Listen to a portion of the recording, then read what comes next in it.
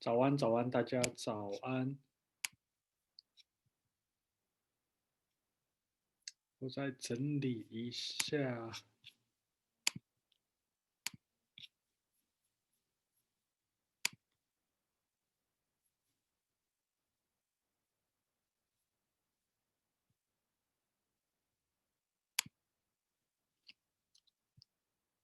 OK，好，那今天欢迎来到今天的爱丽早餐。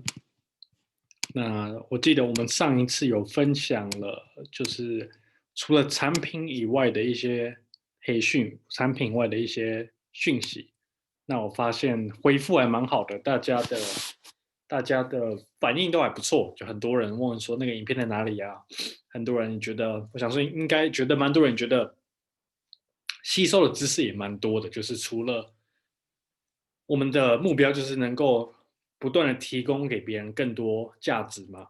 那产品有他们的价值，那我们的价值是什么？这个也很重要，这个非常重要。那如果你能够给一个客户，或是给你的亲朋好友更多的资源，更多价值，那你在别人的心目中的地位一定会比较高。我今天早一点的时候，我有去自己有上一个课程，就是那个我的导师他自己有办一个课程，我去教，我就拿他的课程，那他的课程就在讲2021要怎么去运作这个事业，怎么去在网络上怎么运作这个事业，还不错，还不错啊。但是它是英文的，我想说，如果真有机会，我再整理一下，可以再跟大家分享。那他讲的有一个很重要，就是你在网络上有3种嘛，一种就是别人知道的比你多，他们看到你的网页的时候，他们觉得他知道的比你多；另外一种就是他觉得你跟他是平等的；第三种就是他向你看齐，他觉得在你的网页中，你是一个有影响力的人，他可以从你的文章中得到一些新的消息什么。那他说你在网络上就是要把你归类，你要把自己归类成第三种，就是你能够让大部分的人眼中看到你的时候，他们都觉得你知道的比他们多，你能够提供给他们价值，你可能他们对你来对其他人来对他们在他们眼中，你可能是一个导师，什么类似这种感觉。当你有这种提供这种感觉出来之后，别人就会很尊敬你，别人也会很喜欢你分享的东西。啊，你们自己大家应该也知道这种感觉，就是你网络上有 follow 一些像 follow 一些明星啊，follow 一些医生啊，什么什么那种影片的，你看到他们的时候，马上你就是觉得哦，我尊敬他，我尊敬他的想法，我想要跟他学习，就是要这种，我们就是要塑造出这种概念出来。那 OK，我有点讲离开话题了。那今天我们要分享的就是就是在健康部分。那我们上个星期就是我用了那个医生的那个伯格医生的影片。那今天我又找到了另外一个不错的影片，我想跟大家分享。毕竟我们常常帮别人咨询的时候，常常就是在如何去瘦身，瘦身嘛。那其实大部分的人现在，尤其在欧美这边，很注重的就是我们不是只想要变瘦，我们不要变瘦，我们要的是减掉脂肪。脂肪减重跟减脂肪有很大的差别。另外，因为减重是你站上你的体重机，你看你体重往下掉，代表你减重了。可是减掉脂肪是不一样的减掉脂肪是会帮你塑身，你的线条会出来。尤其你有在健身的时候，你有看到很多这种在健身的，他们体重完全没有变，可是完全变了一个不同的人。为什么？因为肌肉比脂肪还要重，所以现在很多人都在讲，像台湾现在健身多么的盛行，就是在讲塑身，就雕什么马甲线啊、人鱼线啊什么，就是有人在雕刻自己的身体一样，这个很重要，大家要分清楚减重跟还有减脂肪的这个差别。那很多脂肪有分，就是体内内脏的脂肪嘛，还有体外什么的，所以这个部分我这个影片找到，我想跟大家多分享一下，我现在直接播放给大家看。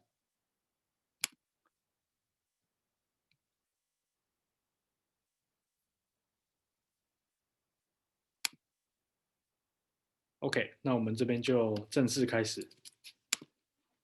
Hey guys, Dr. Berg here. Listen, I have a question. How many times have you attempted to lose weight and it didn't work out? How many failures do you have in the area of weight loss? Once, twice, 100? As we age, it becomes more difficult to lose weight. If your metabolism is stuck and you plateaued, I need your undivided attention because I'm going to show you a completely different way to approach weight loss. And this is going to change the course of your attempts. You need a happy ending to the struggles. All I want is for you to be willing to learn something new. If you still even have the slightest consideration that you cannot be helped, watch this video to the entire end and you will have the confidence that it will work for you. I promise that.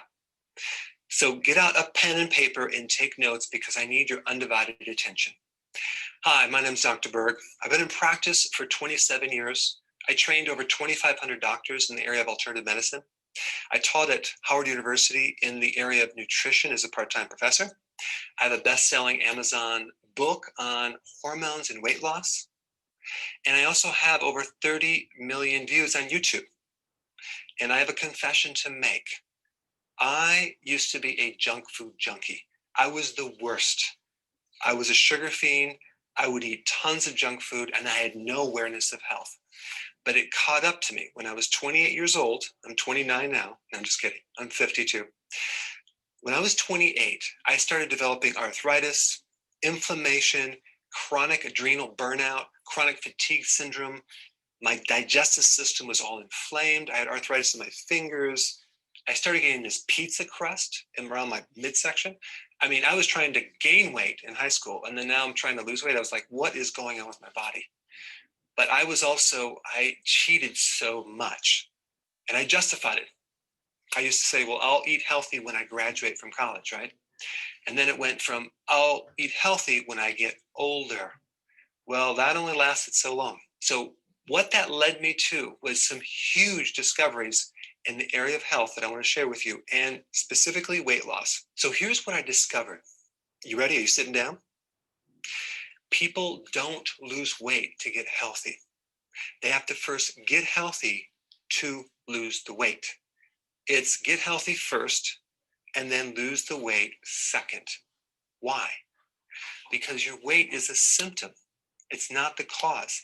It's a symptom of an unhealthy body. Losing weight is actually very unnatural to the body. The body doesn't like to lose weight. It goes against its purpose to survive. So it doesn't like to lose anything. So the weight is the tip of the iceberg. The real thing is something that I'm going to show you next. The reason has to do with a very specific hormone that's holding down your metabolism. There are two sets of hormones. Hormones that make you gain weight and hormones that help you lose weight. Most mainstream advice focuses on the calories, but they ignore the hormone triggers. Instead, they try to stimulate the metabolism. They try to give you an appetite suppressant. They're trying to, do some type of trick to trick your metabolism through some exercise, but that is never going to work.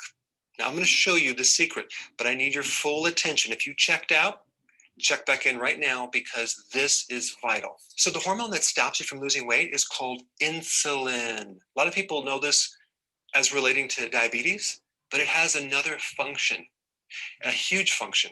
And it is the hormone that puts fat not only on your body, but mainly your midsection. It also prevents you from losing weight. It's called the fat storage hormone. And here's what people don't realize.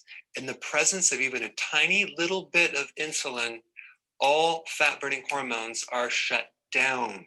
What does that mean? It means that if you were to consume half a glass of juice, a glass of wine, a bagel, even a piece of fruit, if you have a problem with this hormone, you're not going to lose weight for the next 48 hours. So when you see someone with belly fat, you can be 100% sure that that person has too much insulin. So the insulin goes up, a person gains weight. When the insulin goes down, they lose the weight. Let's just look at this book called Guyton's Physiology, the authority medical book in every medical school. All aspects of fat metabolism are greatly enhanced in the absence of insulin. So we need to create an absence of insulin to lose weight.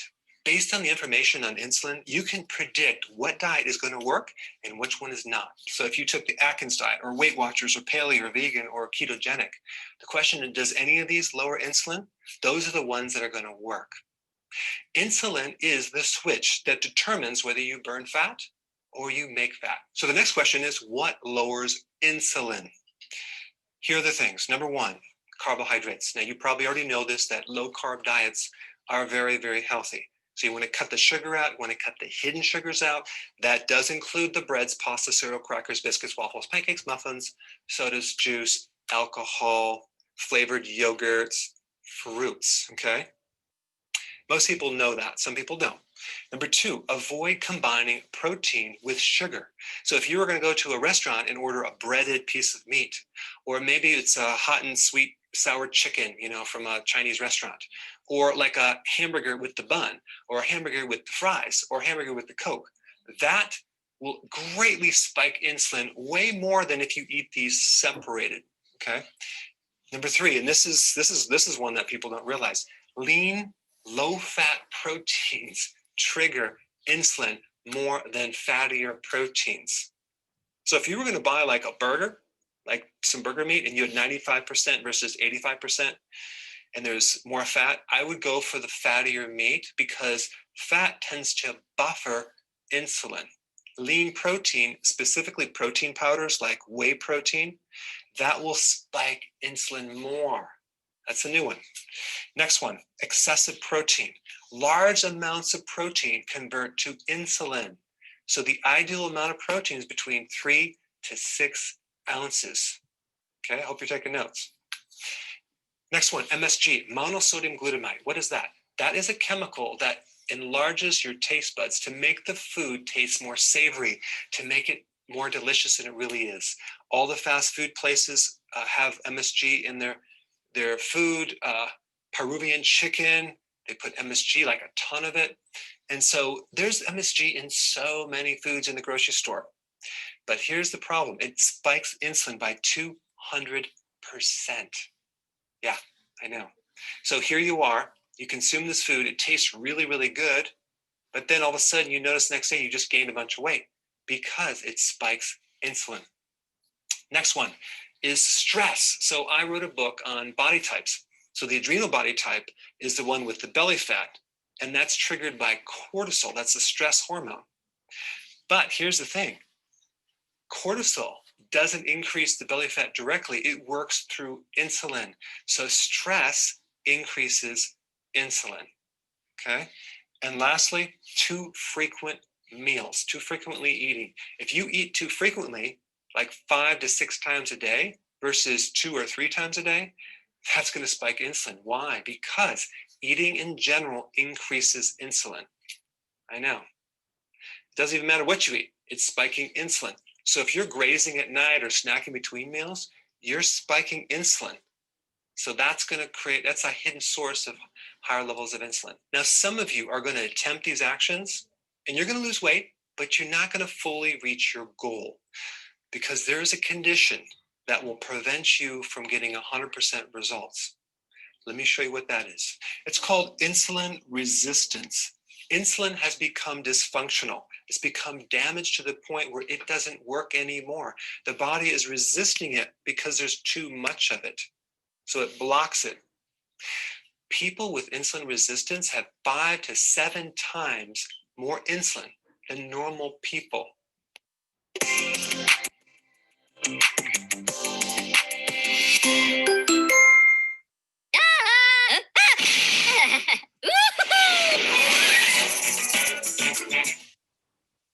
So if you were to test someone with insulin resistance, they might have normal blood glucose, but they have very high insulin levels, but the doctors never check that. You would have to test a fasting insulin test, not a fasting glucose test, completely different, right?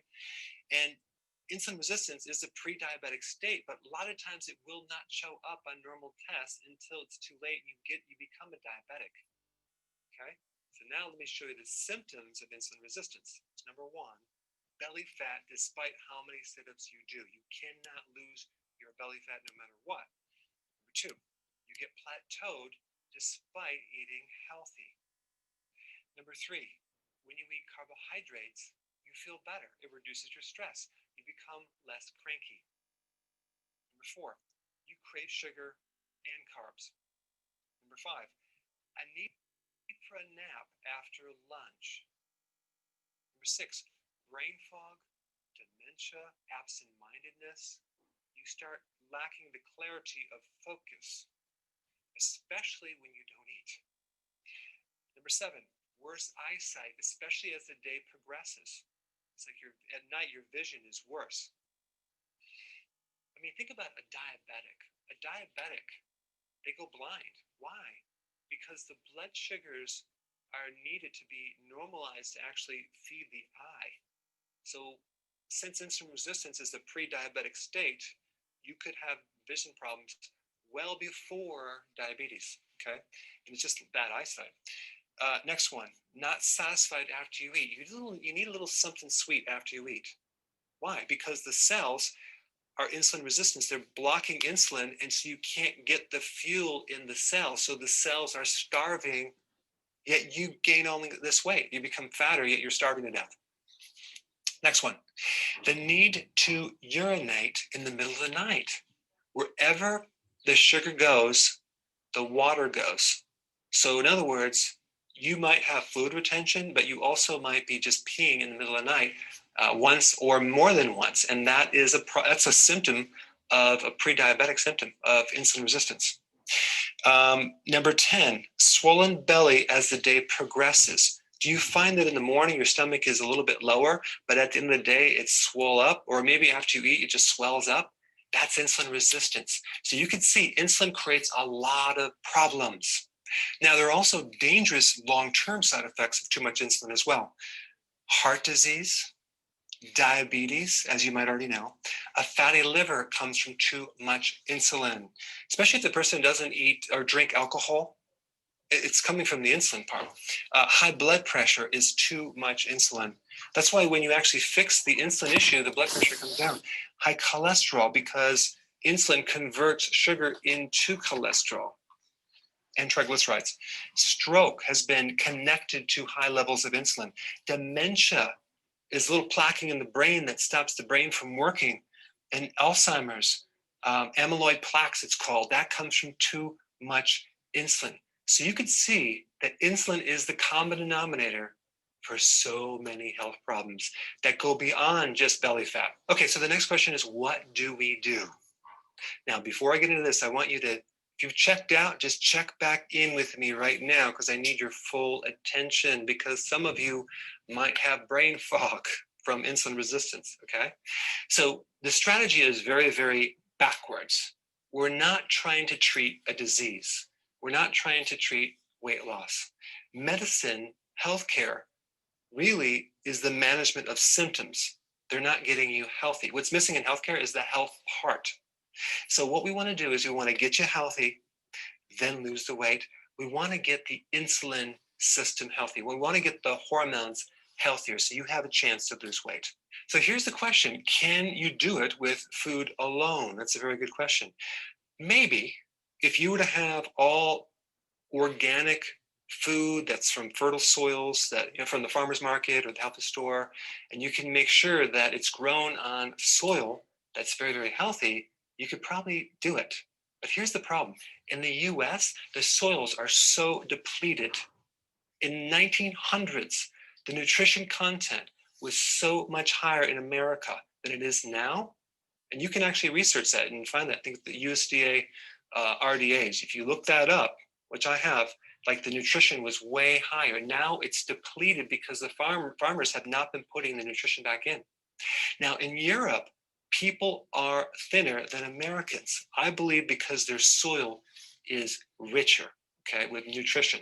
In Africa, the kids and even Africans, they don't have teeth problems. They don't get cavities. They have perfect bone structure. In America, everyone goes to the dentist every 5 seconds and fills a cavity. That has to do with the richness of the soil. What makes the soil rich is the minerals. The minerals are necessary for vitamins to be made. So the plant can pull the minerals and make certain vitamins. Okay, that's how it works. Your food is only as healthy as the soil it grows on. Let's just take one mineral that insulin is dependent on, and that has to do with this one mineral called potassium. Potassium is something that you need in large quantities. You need 4,700 milligrams every single day. Now you might say, well, I eat a banana a day, so that should be enough, right? Bananas only have 300 milligrams. So how many bananas would it take to equal 4,700 milligrams? If one banana is only 300, that's 15 bananas. You'd have to eat 15 bananas every single day to get your potassium requirement. Let's say avocados. Avocados are high in potassium, right? You still would need 5 avocados every single day. You would need 10 cups of vegetables every single day to get your requirement for potassium. Why is this? That's weird. It has to do with the soils. The soils are so depleted. Welcome to America. You're consuming empty nutrition. Even when you eat the food, remember growing up how the food used to taste really good? Now it's like empty, a tomato. And you go to maybe other countries, it's like rich, it's amazingly delicious.